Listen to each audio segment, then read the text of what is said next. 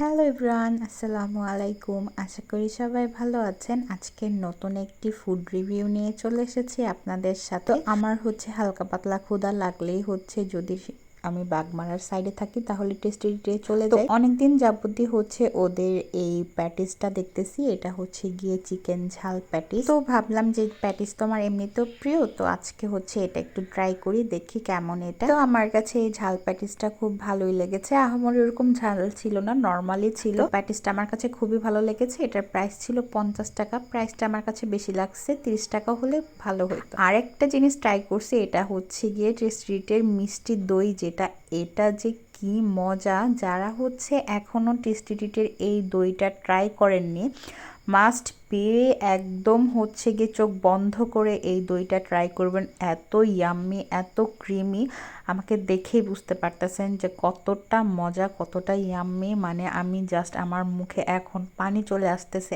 এতটাই মজা এই দইটা। দইটার দাম 55 টাকা। ওরা দইয়ের দামটা বাড়ায় ফেলছে। তো কার কার এই দইটা ভালো লাগে অবশ্যই কমেন্টসে জানাবে। টাটা।